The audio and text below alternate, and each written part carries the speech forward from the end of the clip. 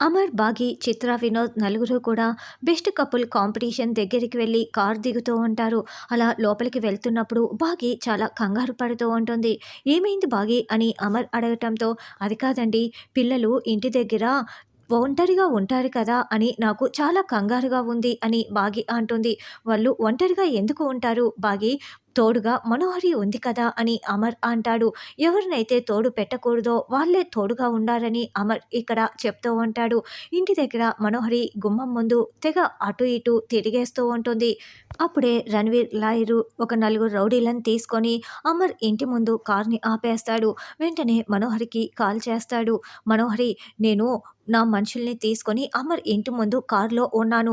ఇప్పుడు నా మనుషులు లోపలికి వస్తారు. అంజలిని తీసుకొని వెళ్ళిపోతారు" అని రణవీర్ చెప్పటంతో మనోహరి ఫోన్లో ఆ మాటలు విని తెగ కంగారు పడుతూ ఉంటుంది.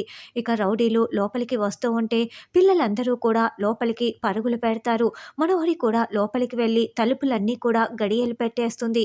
పిల్లలు దాక్కోండి దాక్కోండి అని చెప్పటంతో అంజు ఏమో ఒక కప్‌బోర్డ్‌లో, అమ్ము ఏమో ఇంకొక కప్‌బోర్డ్‌లో, ఆకాష్ ఏమో కర్టన్‌ల వెనక మొత్తం దాక్కొని ఉంటారు. అలా ఒక్కొక్కరు ఒక్కో చోట దాక్కొని ఉంటారు. మనోహరి ఇక బాల్కనీ డోరు అన్నింటినీ కూడా క్లోజ్ చేసేస్తుంది. బాగి, అమరేమో బాగా రెడీ అయిపోయి బెస్ట్ కపుల్ కాంపిటీషన్‌లో కూర్చొని ఉంటారు. అప్పుడప్పుడే అక్కడ బెస్ట్ కపుల్ కాంపిటీషన్ స్టార్ట్ అవుతూ ఉండటంతో ఏం చెప్తారా అని వినటానికి బాగి, అమర్ రెడీగా ఉంటారు. ఇక్కడేమో రౌడీలు తలుపులు పగలగొడుతూ ఉంటే మనోహరి టెన్షన్ పడుతూ ఉంటుంది. రణవీర్ లాయరు బయట కారులో వెయిట్ చేస్తూ ఉంటారు. మరి రౌడీలు అంజలిని కిడ్నాప్ చేసి తీసుకువెళ్ళిపోతారా? నేను అడ్డుకున్నా కూడా నా వల్ల కాలేదు అమర్ అని సారీ చెప్పటానికే మనోహరి ఇలా నటిస్తోందా అన్నది రానున్న ఎపిసోడ్‌లో తెలుసుకుందాం.